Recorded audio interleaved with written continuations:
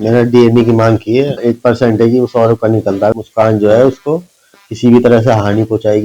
अगर वो ऐसा कुछ करती है तो उसकी जिम्मेदारी कोर्ट की होगी। मेरठ के बहुचर्चित सौरभ हत्याकांड में नीले ड्रम वाली मुस्कान ने एक बेटी को जन्म दिया। ये डिलीवरी सोमवार शाम 6:50 को हुई और मेरे पीछे जो आप ये मेडिकल कॉलेज देख रहे हैं, ये लाला लाजपत राय मेडिकल कॉलेज है, सरकारी कॉलेज है और इसी में ही मुस्कान ने एक बेटी को जन्म दिया है।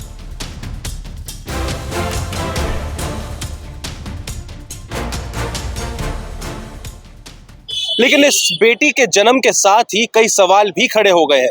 सबसे पहला सवाल यही है कि आखिर उस बेटी की परवरिश कहाँ होगी, उसका पालन पोषण कौन करेगा। ये सवाल अब जो सौरभ है उसके भाई बॉबी ने खड़े कर दिया है, क्योंकि सौरभ के भाई बॉबी का कहना ये है कि पहले डीएनए टेस्ट हो, अगर डीएनए में वो बेटी सौरभ की होती है तो वो उसकी बेटी को पालेंगे जरूर, लेकिन उनको 1% भी ऐसा नहीं लगता कि वो बेटी सौरभ की होगी।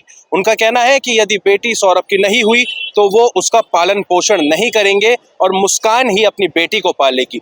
तो वहीं दूसरी तरफ जेल अधीक्षक वीरेश राज शर्मा ने भी ये वाली बात कही है कि प्रावधानों के अनुसार 6 साल तक बेटी अपनी मां के साथ ही जेल में रहेगी।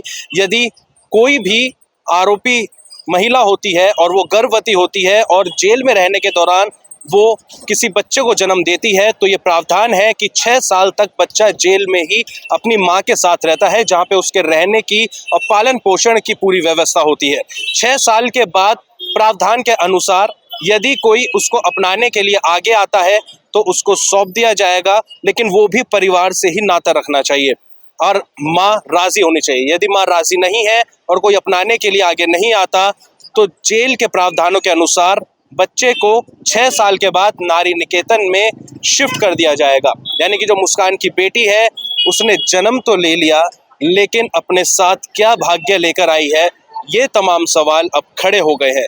क्या 6 साल के बाद मुस्कान की बेटी को कोई अपनाएगा? क्या डीएनए टेस्ट में जो मुस्कान की बेटी है वो सौरभ और मुस्कान की ही निकलती है, या फिर यहाँ पर एंगल बदल जाएगा? तमाम ये सवाल है। फिलहाल मुस्कान अभी इसी मेडिकल कॉलेज में भर्ती है और जल्द ही उसके डिस्चार्ज होने की जो प्रक्रिया है वो शुरू हो जाएगी। अमर उजाला के लिए प्रत्युष शर्मा, मेरठ। मेरा बबलू। आप सौरभ के क्या लगते हैं? मेरा भाई है सगा। अब उसका हमने एक बेटी को जन्म दिया है और आपने डीएनए की मांग की है। हाँ, मैंने डीएनए की मांग की है और 1% है कि वो सौरभ का निकलता है। अगर सौरभ का निकलता है तो उसको तुरंत हमारे को दे दी जाए, नहीं तो मुस्कान जो है उसको किसी भी तरह से हानि पहुंचाएगी या भरण पोषण में उसे परेशान करेगी। अगर वो ऐसा कुछ करती है तो उसकी जिम्मेदारी कोर्ट की होगी। क्योंकि मुस्कान ने जो है शिवरात्रि और उसके बाद जो है जन्माष्टमी तमाम व्रत रखे और उसने कहा था जो मेरा बच्चा हो कृष्ण जी जैसा हो, राधा जैसा हो, तमाम इस तरह की बातें उसके जेल अधीक्षक से कही गई।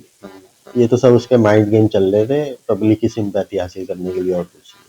जैसे कल उसने जन्म दिया, कल ही सौरभ का जो है जन्मदिन था, कल ही उसने बच्चे को जन्म दिया। हाँ, वो भी माइंड गेम चल रहा था उसका। डॉक्टर ने के अनुसार तो 4 दिन बाद होनी चाहिए थी। उसने तो माइंड गेम खेल के उसे पहले ही मतलब बर्थडे वाले दिन ही कर दिया जानबूझ के। सर, मुस्कान ने एक बच्ची को जन्म दिया। ये बात सही है कि जब मुस्कान जेल में आई थी मार्च में, तब वो गर्भवती थी और कल शाम को एक बेटी को जन्म दिया है। मेरठ मेडिकल कॉलेज में ये जन्म हुआ है। ऐसा प्रावधान है उत्तर प्रदेश जेल मैनुअल में कि हम लोग प्रयास करते हैं 100% जो डिलीवरी हैं वो सरकारी अस्पताल में और अच्छे सरकारी अस्पताल में हो। उसी के तहत परसों उसको भर्ती कराया गया था कि आज रात उसने जन्म दिया है बेटी को। जो उसकी बेटी हुई है, क्या सर वो अब जेल में आएगी या बेटी को बाहर रखा जाएगा, मुस्कान खाली वापस आएगी? नहीं, ऐसा प्रावधान है कि 6 साल तक के बच्चे अपने माता के साथ या अपनी दादी के साथ जो कारागार में आती हैं रह सकते हैं। और भी बच्चे यहाँ पर रह रहे हैं, उनके पढ़ने की व्यवस्था है, उनके खाने पीने की व्यवस्था है, क्रेच की व्यवस्था है। 6 साल तक वो अपनी बच्ची को साथ में रख सकेगी। उसके बाद जिला प्रशासन के सहयोग से या तो जहाँ महिलाएं और लड़कियां रहती हैं वहाँ भेजी जाएगी नारी निकेतन आदि, या फिर जो है अगर वो किसी परिजन को देना चाहेगी तो उसकी अनुमति लेकर के और कोर्ट की अनुमति लेकर के उसको दिया जाएगा। सर, वो यहाँ जेल में रहते हुए काफ़ी धार्मिक हो गई थी, तो तमाम तरह की चीज़ें कहती थी, बेटा होगा कृष्ण जैसा, बेटी होगी तो राधा जैसी। हाँ, ये बात सही है कि जब वो आए थे जेल में, दोनों लोग बहुत नशे के आदी थे। जेल के नशा मुक्ति केंद्र के द्वारा उनका नशा छुड़वाया गया तथा बाद में जो जेल में धार्मिक कार्यक्रम होते हैं, जैसे सुंदरकांड प्रतिदिन होता है, आरती प्रतिदिन होती है और नवरात्रि में तो बहुत पूजा अर्चना महिलाएं करती हैं, तो ये भी जो है उनमें बढ़ चढ़ कर भाग लेने लगी और नियमित रूप से सुंदरकांड का पाठ पाठ करने लगी। उसकी इच्छा ये थी, बेटा हो उसका नाम कृष्ण रखूंगी, तो बेटी हुई तो राधा रखूंगी, और वैसे ही गुण भी चाहती थी। और शायद पता लगा है कि बेटी का नाम भी जो है राधा रखा है। अगर आप ये वीडियो YouTube पर देख रहे हैं तो हमारे चैनल को सब्सक्राइब करें और बेल आइकन को दबाना ना भूलें। अगर आप Facebook पर ये वीडियो देख रहे हैं तो हमारे पेज को लाइक करें।